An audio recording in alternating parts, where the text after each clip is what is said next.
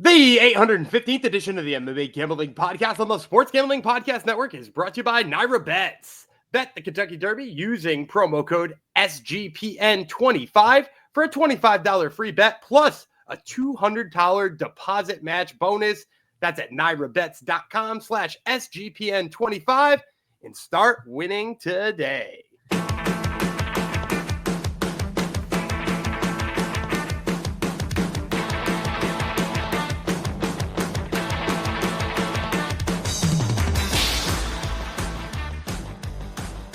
Howdy ho, degenerinos. Welcome to episode 815 of the MMA Gambling Podcast on the Sports Gambling Podcast Network. There's Gumby. Gumby just popped back up. Gumby was invisible for a moment there.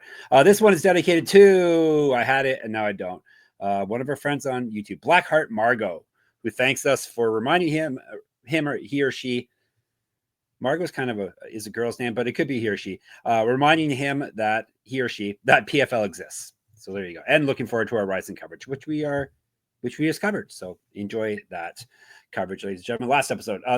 What a great opening. Great job. I am your host, Blasto Seppo Jeff Fox. The UFC is on the road again this week, and we are covered as per usual. We have UFC Fight Night, Sandhagen versus Figueiredo. Today is the prelims. Tomorrow is the main card, 6 fights on each.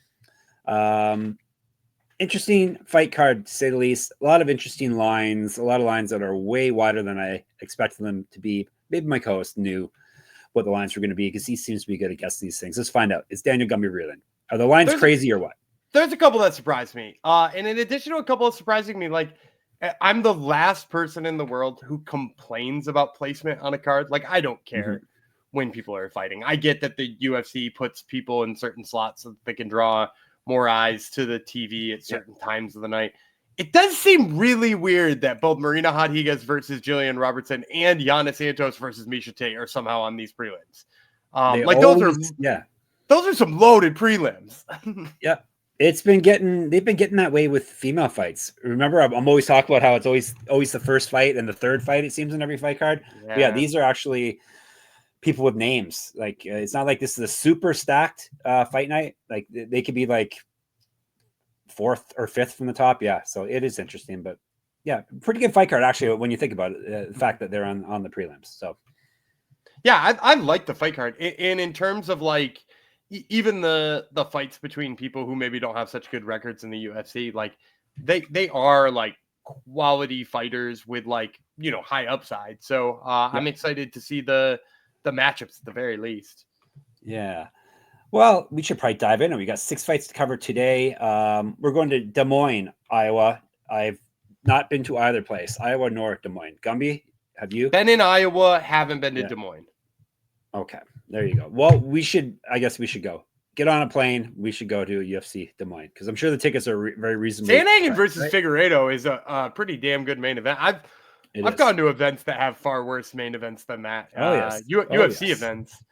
I went and saw Marlon Moraes versus Jimmy Rivera in Utica.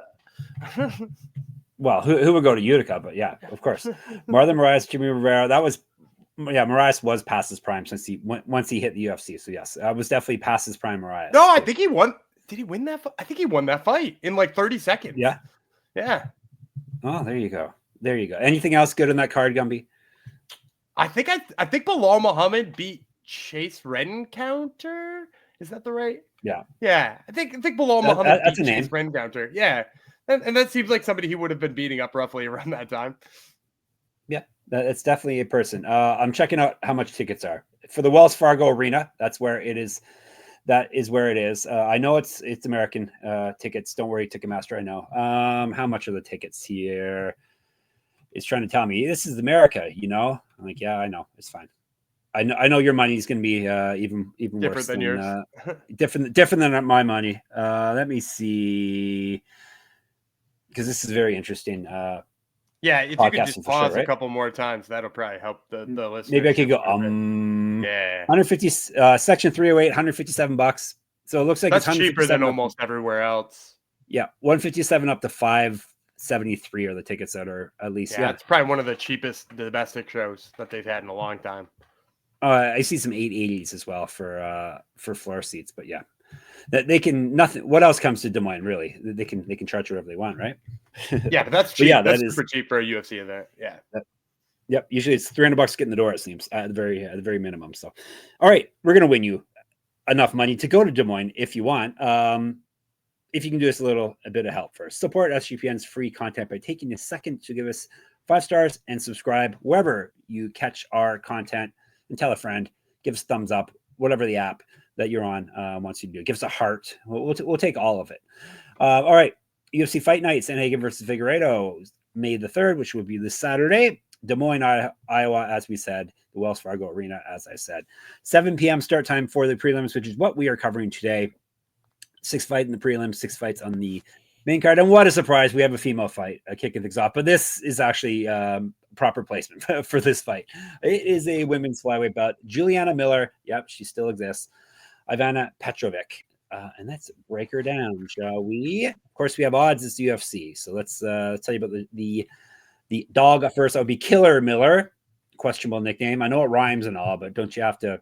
Anyhow, 3-3 in the UFC overall. 1 knockout, 2 submissions. So she finished everyone. She's been knocked out once. 1-2 in the UFC. She won her debut, lost 2 straight. She's gone 3-2 over her last 5. Got TKO'd in her last bout. That was back in August of 2023. She's not won since August of 2022. That was when she won the Tough Championship, which was her only UFC win. So she really has not beat a UFC fighter yet. She went 2-0 in the Tough House and then won the championship. 1-1 in Invicta, 6-1 as a pro grappler and a champion there. 2 years younger than Petrović, more active landing strikes. She's been outstruck in the UFC by 1.44 strikes per minute, plus 190. Petrović, 7-2, 3 knockouts, 3 submissions, never been finished in a fight. 1-2 in the UFC, loss, win, loss is her pattern. A regional champion, used to fight at 135, an inch of height, 4 inches reach over Miller. Has been outstruck in the UFC by 0.27 strikes per minute, so not quite as bad as Miller. Minus 220. Gumby. Kicking it off here. I'm taking Ivana Petrović. I think, this is probably one of the easier fights here. The biggest piece for me is that, like, Julianna Miller kind of made her way through the Ultimate Fighter house by being, like, for the most part, the better grappler. Like, I do think she had, was it Claire Guthrie she beat by kind of being like rangy and stuff like that. Yeah. But she beat, Brogan Walker by out grappling her in the finals. And then since then, do you know what her run is in terms of takedown attempts? Do you know what her takedown to success rate is since the Ultimate Fighter / finale ended? I'm guessing it's not good, but I don't know off the top of my head. She's 0 for 5 in getting takedowns against real fighters, basically. Against people who weren't on the Ultimate Fighter. Yeah. Do you know what she is defending takedowns? She's 0 for 4. I'll spoil it for you. She's 0 for 4. So she has not stuffed a takedown or succeeded on a takedown since the Ultimate Fighter ended. And also now she's got this wildly long layoff. Like, none of that spells success, nor does her 3-3 record, which is honestly probably where her talent level lives, right? She's really good at jiu-jitsu and not really much else. And on the other hand, Petrović, I know her record doesn't look great in the UFC, but she did, she took down Na Liang, who I know was like a joke for us for a while, right? Like we loved. Because she made me look stupid in front of Yanni. So Yanni the Greek, but Petrović like took her down and like avoided her subs. And the thing is Na Liang was good at subs off of her back. So, like, that's a pretty good feather in her cap. She also went in there and bodied Alexandra Tenica, who we've talked about on Aries a whole bunch of times. Like, she's got good wins outside of the UFC, too, where she was, like, physical and tough and has good ground and pound and top submissions. And so, like, I think her submission game is good enough to just stay away from the trouble of Julianna Miller. I wouldn't actually be surprised if she just like worked her hard enough on the ground that she eventually found a submission either. So give me Petrović in this one.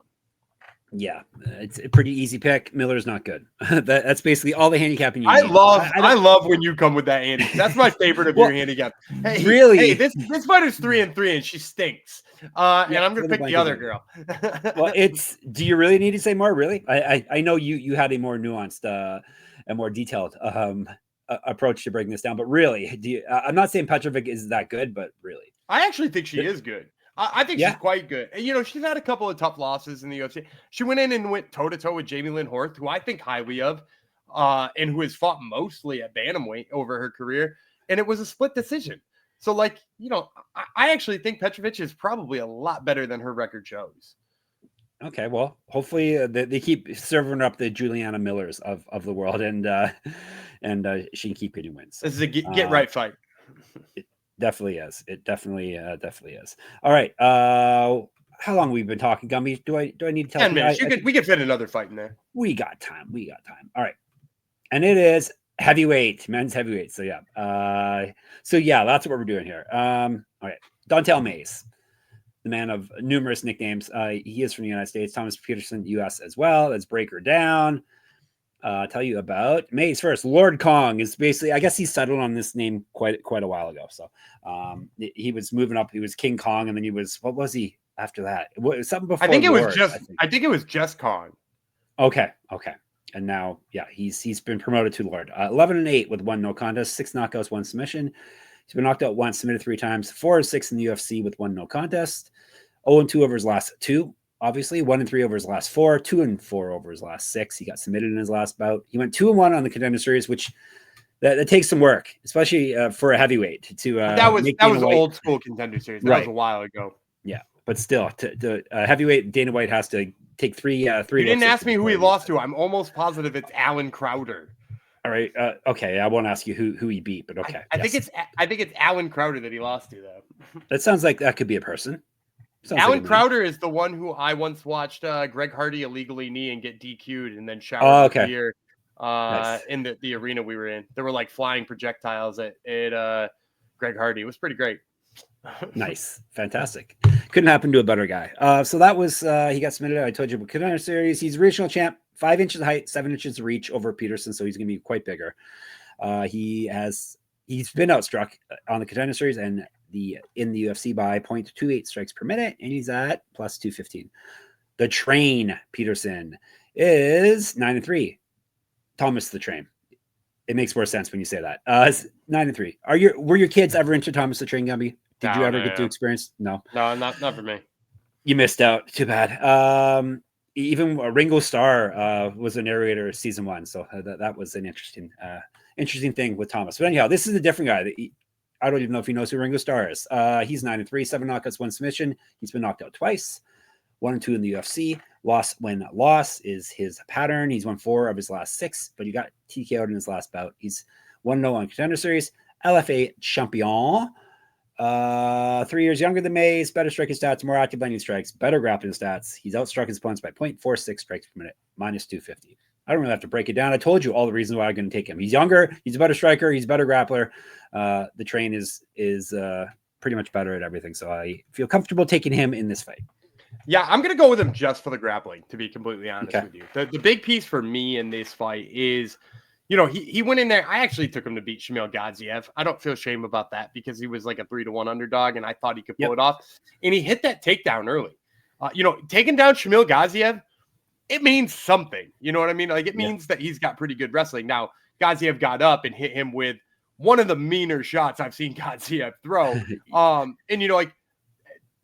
Don'Tale Mayes does throw big, but Don'Tale Mayes also was badly outgrappled by Shamil Gaziev, right? Like, he got taken down multiple times and controlled there and sort of beat up. And we've seen that happen time and time again with Don'Tale Mayes. Is like, the guy just wants to stand up and throw absolute haymakers.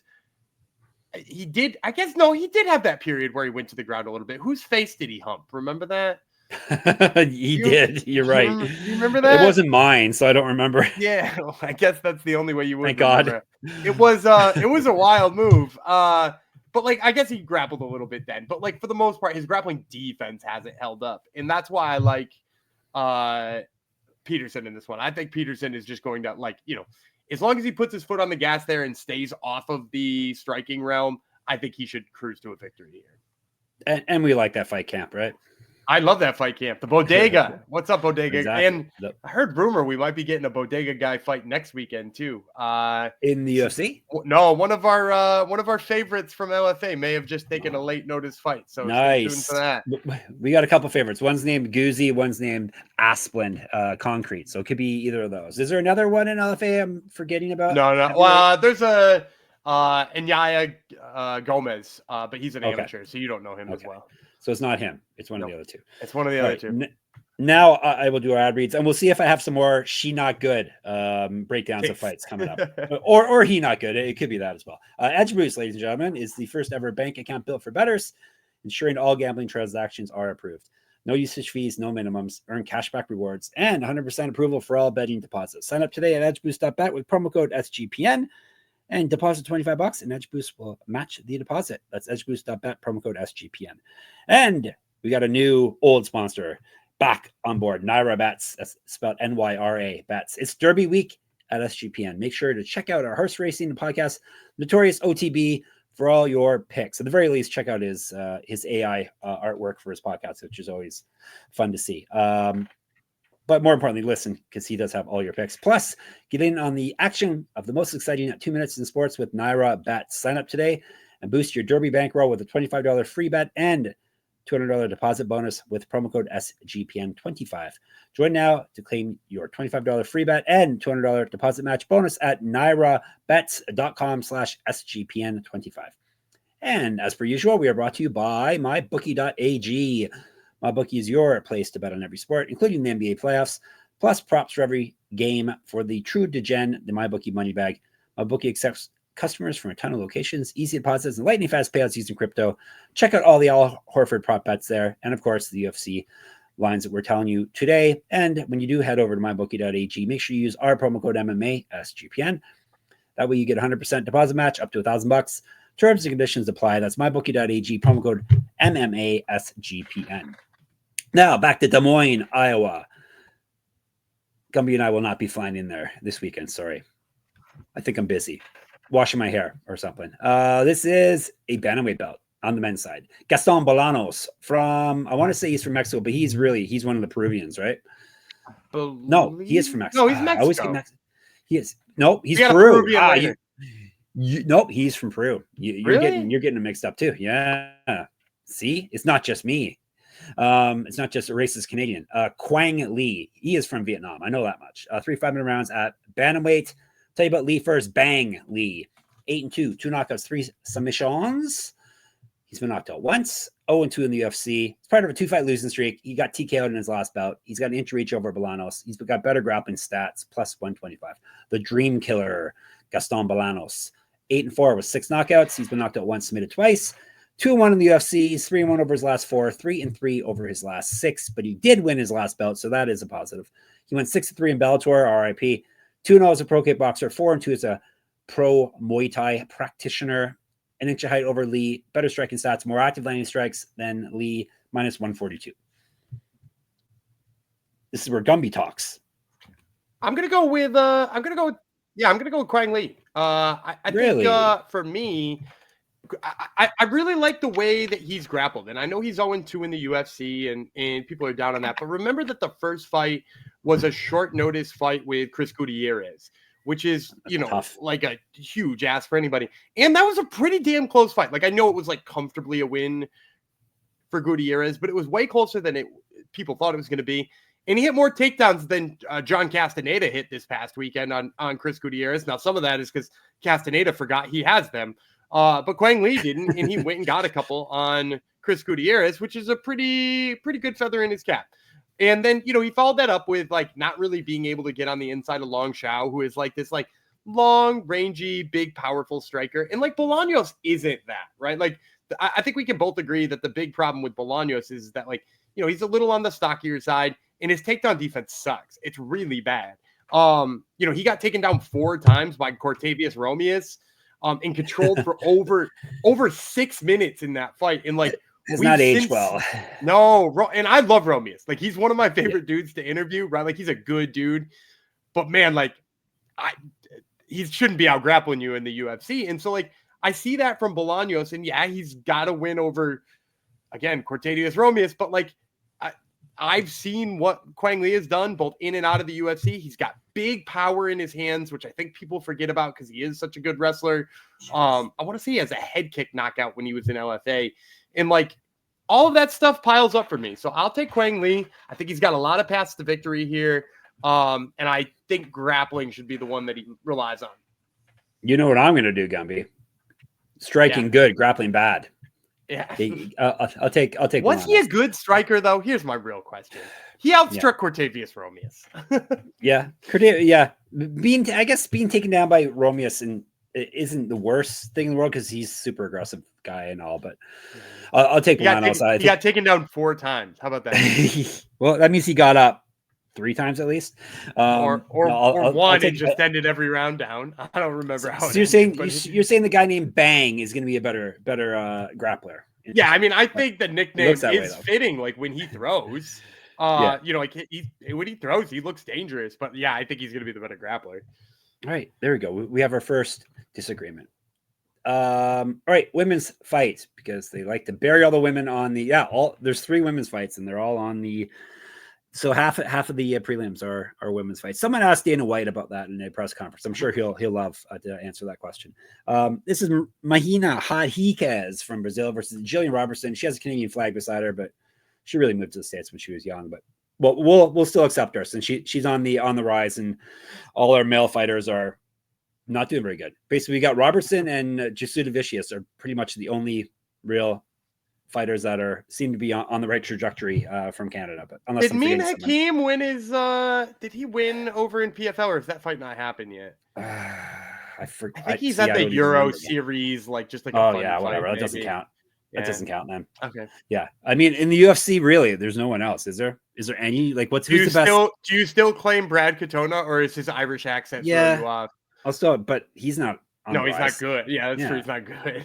And same with most of the Niagara top team people are old too. Like they're all like late 30s, so it's not like you got Charles Jourdain. Yeah, but he's just a fun guy. Yeah. We've been spoiled in Canada. We've been spoiled, but we had GSP for so long, and then Rory to a much lesser extent Rory. But so we got spoiled, but that's okay. Tell you about Rodriguez first. Pronounced properly. 7-5-2. I remember when there was a 1 in that second column there, Gumby. Didn't seem like it was that long ago, but now she's 17-5-2. 7 knockouts, 1 submission. She's been knocked out once. That means she's durable. 7-5-2 in the UFC. She's lost 2 straight and only won 1 of her last 4. Used to fight up at 125. Mostly, though, she's been here at strawweight. 1 on Contender Series. Another veteran who was on Contender Series somehow. 2015 pro MMA debut. 1 inch height, 2 inches reach over. Robertson, more active landing strikes than Robertson. She's outstruck her opponents by 1.6 strikes per minute. She is at plus 260. The Savage, Gillian the Savage Robertson, 15-8, 2 knockouts, 9 submissions. Been knocked out once, submitted once, 12-6 in the UFC. She has been around, and she's still in her 20s, and she's fought 18 times in the UFC. She won 3 straight and 5 of 6. She used to fight at 125 as well. She went 0-1 in the Ultimate Fighter House, 5-4 in pro grappling. She's 8 years younger than Rodriguez, better striking stats. Has barely been outstruck in the UFC by 0.06 strikes per minute, minus 320. Give me my Canadian. Robertson is the pick here. Striking, I don't think her striking ever is going to be good, but Rodriguez has really fallen off, and she has lost to grapplers, and Robertson knows how to get the fight to the mat and finish it down there. So give me the Savage. I'm going to go Rodriguez. Ooh, interesting. Yeah. And I'm really surprised. I didn't see that coming. Huh. I really like Gillian Robertson. Look at you taking the grappler and me taking the striker. Look at you not taking the Canadian. I guess I should have seen it coming, right? Yeah, well, and it's not that I'm not taking the Canadian, because I love Gillian Robertson, and she's not really all that Canadian. But it's true. The big problem here for me is just like, I love her grappling. Mm-hmm. I'm not sold on her wrestling yet. I'm not sold on the idea that she can get this fight to the ground. And like, look, we've seen Rodriguez both survive on the mat against extremely talented grapplers and work her way back to the feet. And we've also seen her stuff a lot of extremely talented grapplers. Look, how good is Virna Jandiroba when it comes to wrestling, right? Like, she is an absolute beast. She showed it in that last fight when she made who did she just beat the hell out of? Come on, the name you love to say. Oh, Yan Xiaonan. Yeah. There you go. She crushed Yan Xiaonan. And like, so the wrestling of Virna Jandiroba has proven to be really good. Marina stuffed her 4 out of 7 times and like forced her to trade with her a little bit and made that fight ugly. You know, she had a 5-round fight with Mackenzie Dern and went to the ground like, I don't know, 100 times in that fight.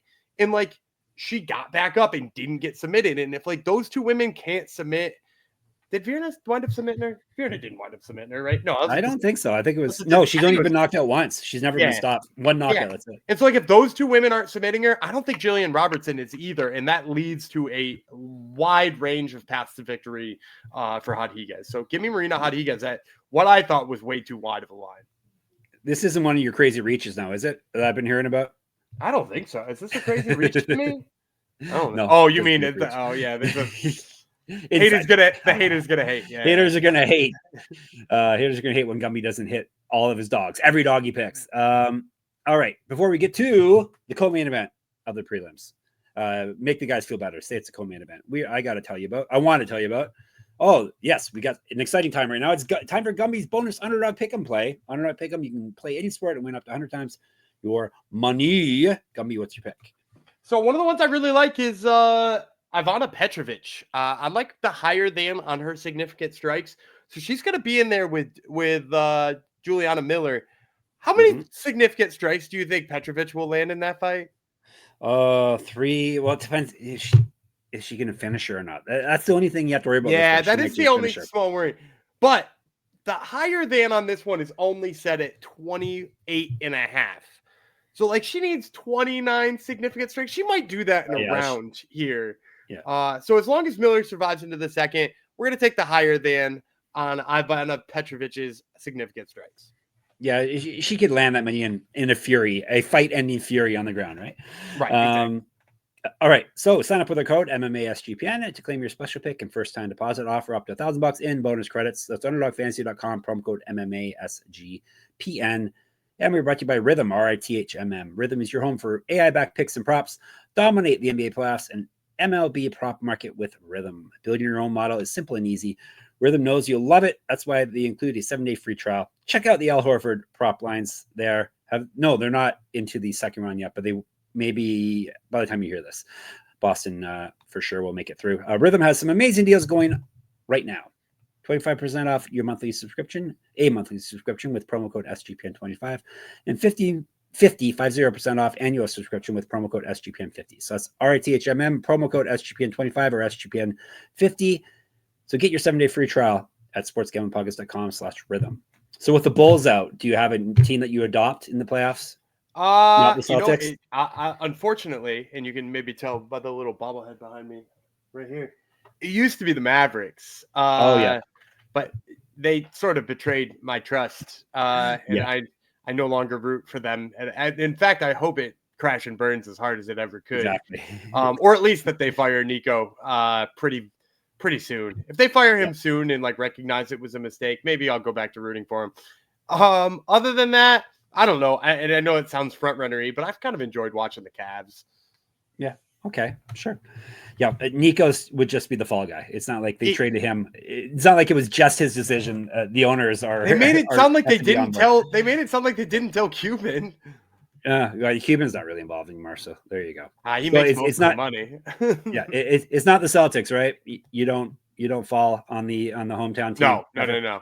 No, I was every hometown team for the most part. Yep. The Bruins are your only one, right? Yep, that's right. How are they doing these playoffs? Not good. They just gutted their whole roster. They finally did not make the playoffs, though, which is shocking. It's been a long time. All right, enough hockey and baseball talk, or basketball talk. We haven't talked baseball yet. That'll be next. 185 we're going to on the men's side. Obviously, it would be interesting if it was a female fight. Azamat Bekoev, an EV name. He's from Russia. Ryan Loder from the United States of America. A classic American name, a classic Russian name. Let's see how this fight lines up. The Man of Steel, a classic American nickname for Loder. 7-1 with 5 knockouts. He has never been finished in any fight. He's 1-0 in the UFC, 2-0 in the Ultimate Fighter, and the champion. So basically, the Julianna Miller special here. His own UFC win, his own UFC fight, to be fair, as a Ultimate Fighter finale. He's won 3 straight. TKO win in his last bout. He's not lost in a fight since January 2023. He got a draw in his one pro grappling fight we have results for. 2 inches height, 4 inches of reach over at Bekoev. Better striking stats than Bekoev. He outstruck his opponent in that finale fight by 6.01 strikes per minute.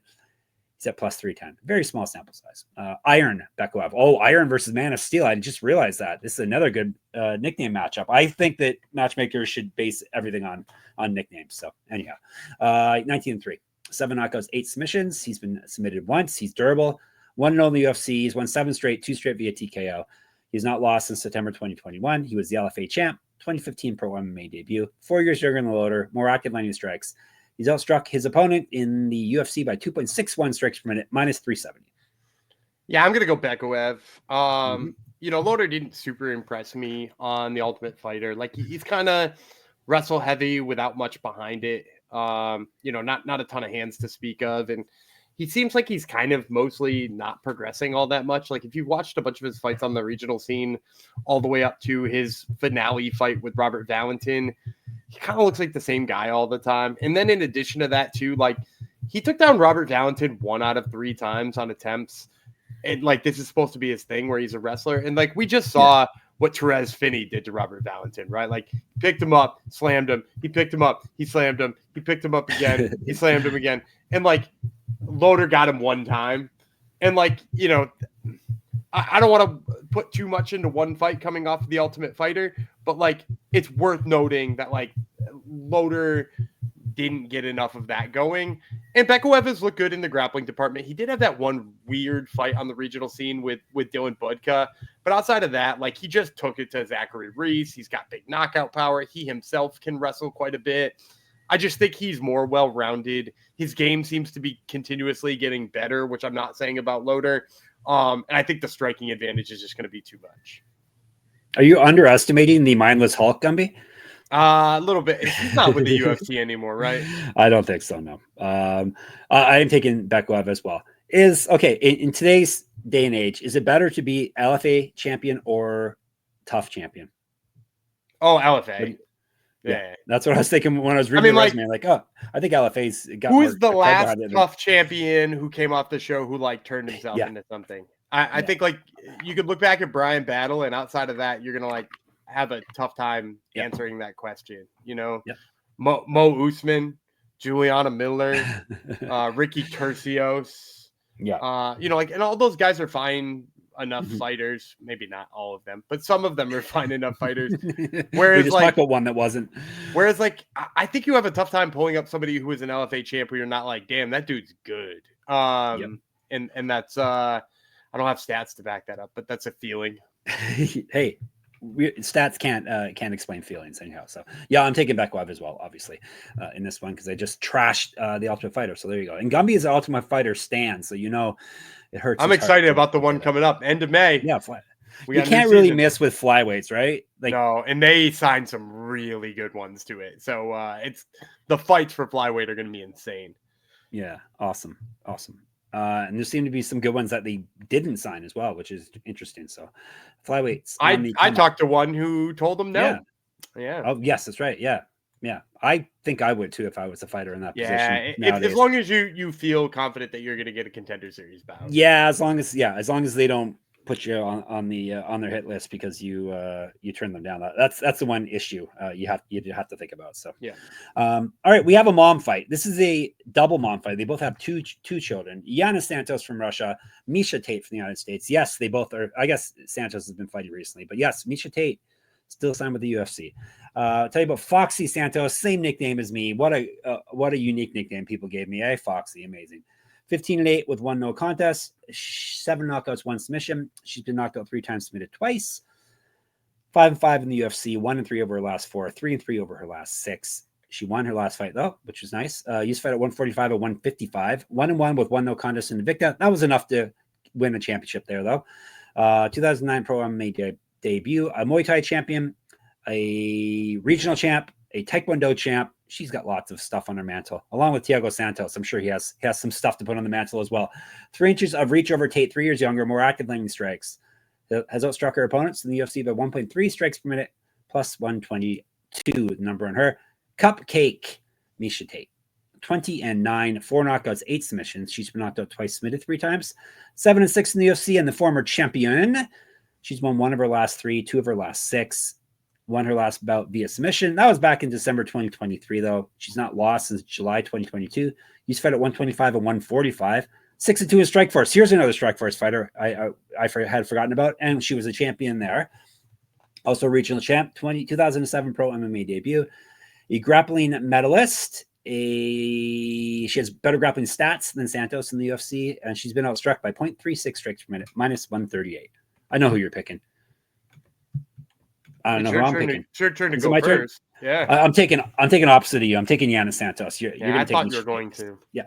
It's Tate hasn't. Did her win over Chelsea Chandler really sell it for you? No. But at least she's been fighting. That's the thing. She's been active. I notoriously hate the inactivity of Miesha Tate because remember when we did our preview show for 2024, right. Yep. I said the money on her future was good money, and then she proceeded to not fight that year. yeah, exactly. She's been fighting at least. It's not like Tate has looked bad though. Tate has looked good, but Santos has actually great in that fight with Avila. Yeah, Santos has not really looked good since she had her second child, but that's not really the child. I'm not blaming the child. She's getting up there in age as well. She's going to be a better striker, even in the form that she finds herself in now. But can she keep the fight on the feet? It is the issue because she does get taken down. I think so. She got taken down 4 times by Holly Holm. Like an kickboxing great Holly Holm. In an aged, not very good anymore Holly Holm too, I might add. Like that's not something you want when you're stepping into the cage with Miesha Tate. No, I think Miesha rinse and repeats on the takedown attempts. I think she gets her down enough times and just controls her there. So yeah, give me Miesha Tate. I'm just protecting you from people yelling at you about your reaches, so people can come at me now for taking Yana Santos. Oh yeah, you took a big reach at plus 120. But it feels like a bigger reach than that though. That's the thing. All right, give you a recap here. I got Santos. He has Tate. We both have Bekoev. He has Rodriguez. I have Robertson, if she was from Brazil. Robertson. Bolaños for me. Lee for him. Peterson for both of us. Once I have you locked in here, of course you're going to take Peterson. Peterson for both of us, and Petrović for both of us. And now you're set for the prelim portion of UFC Des Moines. Hop in the Discord. Our Discord is still jumping. sportsgamblingpodcast.com/Discord. What is it again, Cumbie? Am I saying anything that's correct here? Yeah, sportsgamblingpodcast.com/Discord. Come chat with Usually I just go into like robot mode here, but for some reason I'm questioning myself. We're in the fight channel on there, fights with the S. You can check us out on the mighty YouTube MMA Gambling Podcast. Hit us up in the comments there. Yell at me about my takes. You can find us on the old Twitter machine, SGPN MMA. He's at Gumby Vreeland. I'm at Jeff Fox Writer there and on Instagram. Check out my Substack. Get a free subscription. Enter my free UFC Pick'em contest that'll run every week at moneymma.substack.com. Gumby has another podcast. It's called the Top Turtle MMA Podcast. He interviews interesting people in the MMA world. Did the mystery person come through, Gumby? They did. So we're talking with Cameron Smotherman, who's on this card, Gillian Robertson, who we just talked about, and Tim Johnson, who is fighting tomorrow at PFL. There you go. So you're set for the Top Turtle. And of course, we're at sportsgamblingpodcast.com, sportsgamblingpodcast.com/store to get your merch. I didn't get to say that today. Sportsgamblingpodcast.com/Patreon for extra content. Is it my turn or is it your turn? Your turn. My turn? Okay. We'll be back tomorrow. It'll be Cupcake, Jeff Fox. It will be, what should your name be? The Savage, Gumby Vreeland. We'll talk to you then.